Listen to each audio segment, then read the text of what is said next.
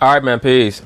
So, brothers, I've been covering this back and forth between Oscar De La Hoya and Dana White, and I've already stated very explicitly that if Dana White continues to try to escalate the back and forth between himself and Oscar De La Hoya, the only thing that he's going to do is activate Oscar De La Hoya's warrior DNA.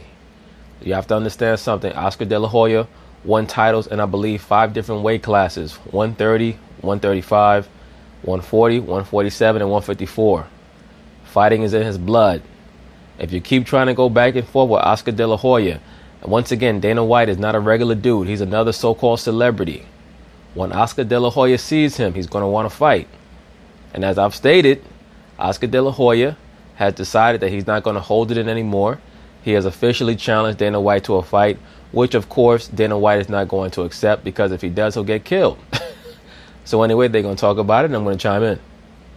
First of all, it's one thing to sit around with your friends and lie. It's another thing to go on ESPN and lie. This is about this idiot coming on this show and lying. Right. He's a liar. Oscar De La Hoya is an idiot. He's a liar. We can come in here face to face, and we can bring somebody from the pay-per-view business. We can bring Chuck Liddell. We can do whatever he wants to do, and we can take a drug test too if he wants to do that too. You go ahead and keep getting on TV with all that rah-rah. You're going to take a lot of tests. Keep fucking around with Oscar. You're going to take a smelling salt test. Too. I don't like you, and I think you're a bad guy. Dana White looked dead in the camera. I don't like you. Oscar De La Hoya. Dana, why can't we be friends? I can't hear you. What did you say? You don't like me? Can you lean in a little bit? Dana White laid out like a red carpet. Listen, we could go Google the guy. We could go on for days with this guy. I agree with that. Oscar De La Hoya got a lot of shit in his closet that the mainstream media keeps under wraps because, you know, he's one of their favorites. Oscar De La Hoya was listening to that segment yesterday with Dana White, and he issued a challenge on the Luke Thomas Show on XM Radio. Let's get in the ring. Yeah, why not? Let's get in the ring. 3 rounds. Let's do this. Let's get in the ring. Yeah, why not? Let's get in the ring. Let's do this. 3 rounds. Let's do this. I love going 3 rounds with men. Do this. Stephen A? Yep. What do you make of all of it? I think Oscar's wrong, and I think, listen. Oscar De La Hoya is not wrong, dude. He's a warrior. That's how warriors think. He's not going to get on TV and debate with Dana White back and forth. You don't give a shit about none of that. Where Oscar's from, if you got a beef with somebody, if he had an issue with you, they're going to put on the gloves and they're going to settle it. Or they're just going to duke it out in the street. Like Dana White used to teach aerobics classes. Got ran out of Boston by the Boston Mafia, Whitey Bulger and them. Ran him out of Boston. He got lucky and fell in with the right people. Next thing you know, he's worth 9 figures. And now he wants to get on TV and talk crazy. And a lot of what he said was truthful, but the way in which he presented it was so flagrantly disrespectful for somebody who, you know, is a fellow celebrity. He has to know that eventually Oscar De La Hoya is going to see him. I am a fan of Oscar De La Hoya. One of the greatest boxers in history, and Max can speak to that. And this is normal provocateur bullshit. They invite Oscar De La Hoya on the show. Then they invite Dana White on the show, try to get each person to say as inflammatory a commentary as they can, and then have the nerve to sit back and act like when the shit starts to escalate, oh, Oscar, why you getting mad? Oscar De La Hoya is a fighter, man. That better than anybody. We know what kind of a champion Oscar De La Hoya was. We know what kind of boxing credentials he has. And I personally am fond of Oscar De La Hoya because of the kind of things he did as a boxer on the business side and how that's materialized in the Golden Boy promotions. And Oscar De La Hoya is fond of you too, Stephen A. Smith. Stephen A., I love your big forehead. Can I rub it? And what they've been able to what he's been able to accomplish in concert with Richard Schaefer, of course, as Max articulated when Dana White was here. But specifically as it pertains to him challenging Dana White, first of all, that's childish. Secondly, no, it's not really childish. It's actually more childish for Dana White to come on your TV show and call him an idiot and a cokehead, so on and so forth, even if those things are true. For him to say those things on national television about somebody else who's on his level It's not like he's somebody on social media or on the internet. For him to say that, he has to understand that there are going to be repercussions for what he says.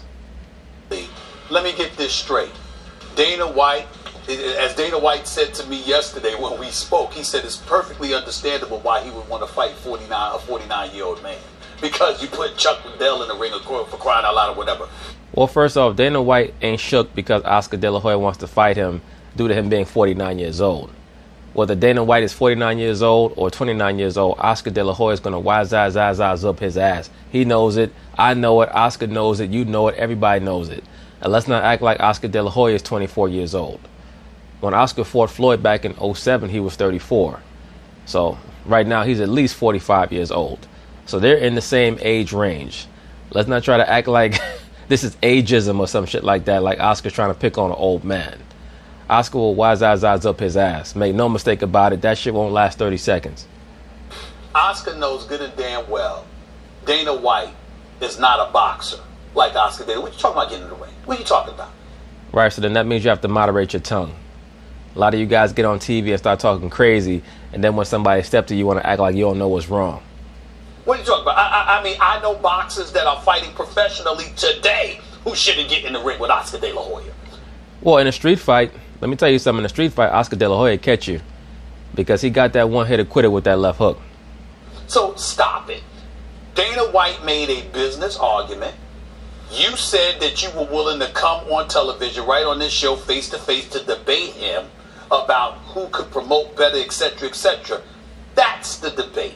Right, that's the debate, but then that means that when Dana White gets on TV, he can't run around calling him a cokehead and bringing up a lot of issues from his personal life, which are relevant in my view. It's pertinent, it's relevant, but when you put forth those sentiments, you can't be quizzical when the person that you're talking about wants to fight you. It's not a fist fight. Oscar De La Hoya should not have gone that route. It was childish, and it's evading the issue. Well, it's really Dana White who started it. He started it down that path. When Oscar was on your show, he did not get personal with Dana White. He kept it about business. He claimed that UFC fighters were coming up to him, alleging that they were not getting paid as much as they thought they should be getting paid. That's where Oscar left it. Dana White came on your show and started talking about Oscar being a cokehead and an idiot and all this other stuff, which is true. It's true. And how Richard Schaefer ran the company and Oscar knows nothing about the UFC or boxing. A lot of that's true. But at the end of the day, Oscar's a prideful dude, man. Issue. Dana White brought up what I believe to be salient points. I thought Oscar did as well the other day.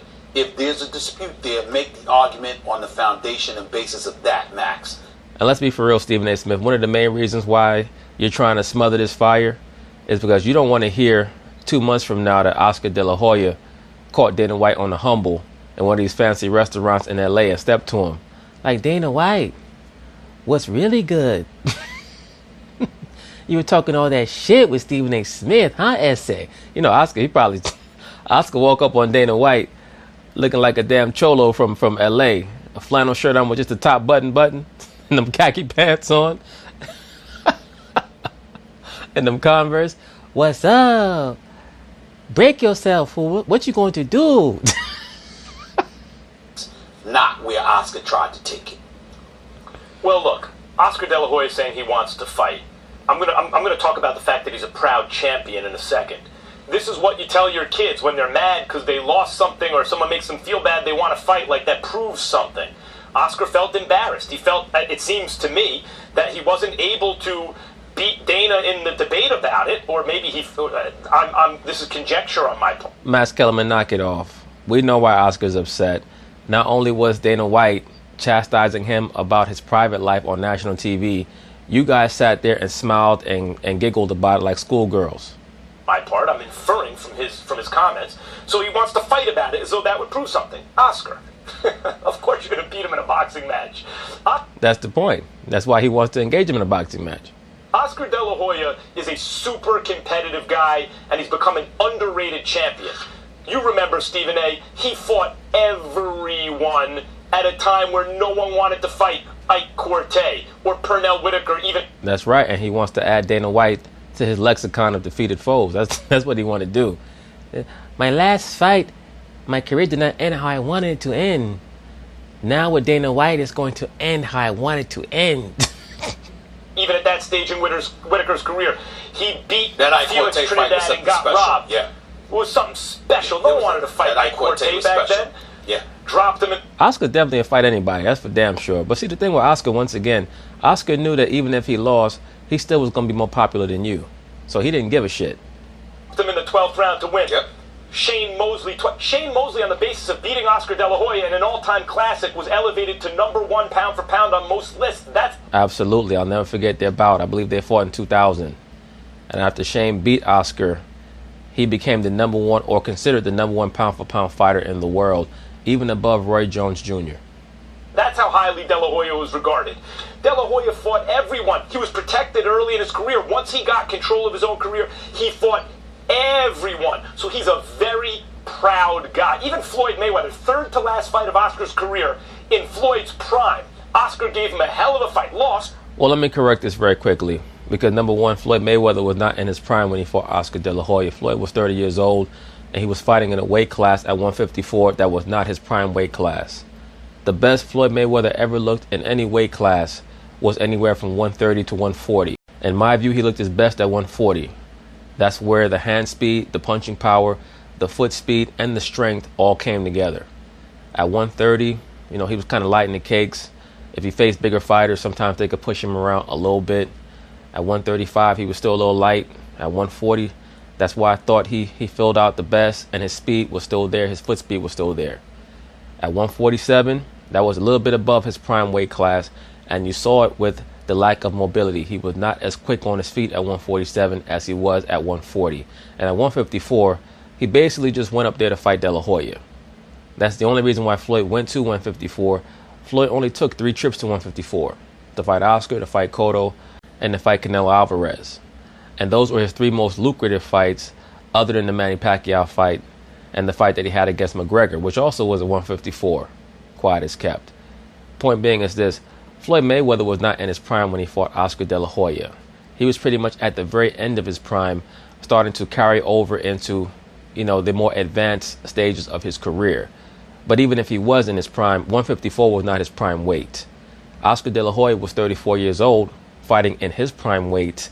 No, he was not in his prime as a fighter, but he was fighting at his prime weight, and he was still the champion there. Lost, but it was a good competitive fight, and Oscar was basically done by then. No, he wasn't done. He was still champ.